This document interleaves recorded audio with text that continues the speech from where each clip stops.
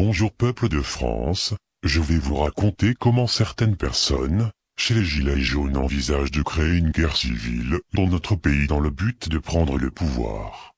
Ces personnes ont réussi à fanatiser une petite partie de notre population et à la rendre prête à mourir pour leur cause. Vous avez du mal à me croire?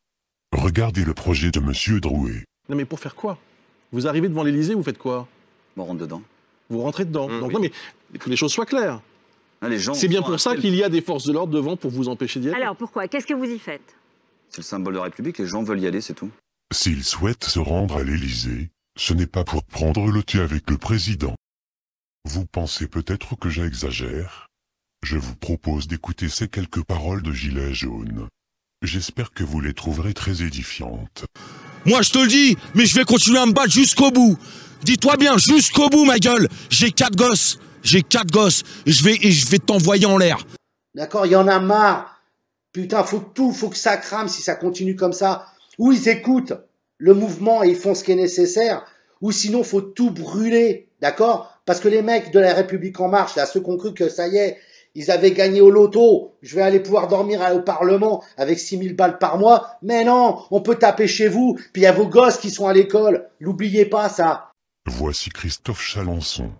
Il s'est autoproclamé porte-parole des Gilets jaunes Vaucluse.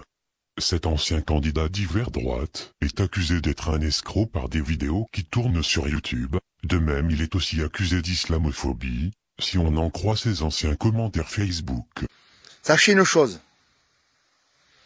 C'est du côté des manifestants. Beaucoup sont armés aussi. Et que si l'action politique, aujourd'hui, ne trouve pas le moyen, et le seul moyen, c'est de mettre en place un gouvernement de transition qui va prendre les dispositions pour écouter et entendre le peuple. Sachez une chose, c'est que début janvier, c'est inévitable. Nous allons partir à la guerre civile. C'est inévitable. Parce que les policiers ne vont pas continuer à se faire fracasser comme ils le font, et le peuple ne subira plus. Ça, c'est clair et net. Ne subira plus. Et surtout, si l'un d'entre nous tombe sous les balles, là, c'est la guerre civile. Est-il en train de craindre ou d'espérer qu'un manifestant se fasse tuer? Vous pensez peut-être qu'il n'est pas cynique à ce point. Je suis désolé, mais la mort d'un des manifestants est l'objectif à présent d'une frange de plus en plus radicalisée des Gilets jaunes. Vous allez certainement me demander pourquoi? Je vous laisse découvrir une interview réalisée en juin 2017, où vous découvrirez M. Branco. Ce dernier a été entre autres l'avocat de Wikileaks. Il a aussi été proche de M. Mélenchon durant la présidentielle de 2017. Il a étudié la mouvance anarcho-autonomiste. On arrive sur un mois de septembre dans lequel il va y avoir évidemment une contestation face à ces décisions qui vont être prises et un gouvernement qui risque de se retrouver sans interlocuteur. Parce qu'il a essayé d'écraser la France Insoumise, parce que les syndicats sont faibles, la France Insoumise a peu d'élus, etc. Et là, Jean-Luc Mélenchon joue une stratégie très délicate où il essaie de se renforcer. Et là, il est rentré à l'Assemblée en gueulant pour essayer de reprendre la place. Parce que s'il n'existe plus, qu'est-ce qui se passe? On se retrouve face à une manifestation de gens très modérés, mais qui veulent juste pas de cette loi travail, etc. Et on se retrouve aussi avec ces groupes très structurés politiquement, qui commencent à être, on parle quand même de 3000 à 4000 personnes à chaque manifestation, hein, donc c'est quand même une masse importante, qui peuvent décider demain, sur instigation de Julien Coupat, de Bunel, d'un autre membre du comité invisible, de perdre leurs atours de Black Bloc, de perdre la cagoule, etc., de fusionner dans la masse, de provoquer à partir de là, d'être dans un rapport de tension par rapport aux forces de police dans cet ordre-là, jusqu'à chercher l'incident. Et à ce moment-là, qu'est-ce qui se passe? Est-ce que c'est la France Insoumise? Est-ce que c'est les syndicats? Une fois, par exemple, disons, il y a un mort dans les manifestations de septembre. Que fait le pouvoir? Que fait le pouvoir? Est-ce qu'il cède alors qu'il s'est fait élire sur sa détermination à réformer, alors qu'il a fait voter une loi d'ordonnance, etc. Il ne peut pas céder. Est-ce qu'il peut céder sur certains points? Mais non, il n'y a plus d'interlocuteurs. Il y a une majorité absolue, il y a plus, les syndicats sont décrédibilisés, la France Insoumise est faible. Qu'est-ce qui se passe? Ils sont obligés de continuer à passer en force.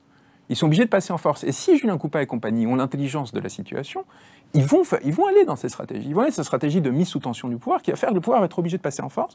Et leur lutte devient soudain majoritaire.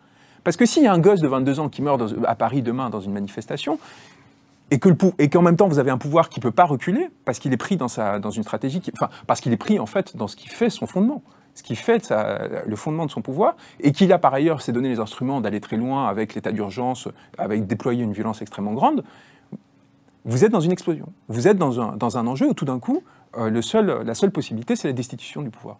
Et la destitution du pouvoir, c'est quoi? C'est l'objectif du communautarisme depuis des années. Ou l'écrasement de la contestation. Ou l'écrasement, mais du coup, dans cette logique où en fait vous avez deux pôles, alors que jusque-là on pouvait penser que c'était des mouvances anarchistes qui n'étaient pas majoritaires, où tout d'un coup en fait la politique devient un enjeu entre un pouvoir autoritaire et des personnes qui veulent renverser ce pouvoir. Et vous êtes dans une situation révolutionnaire ou pré-révolutionnaire.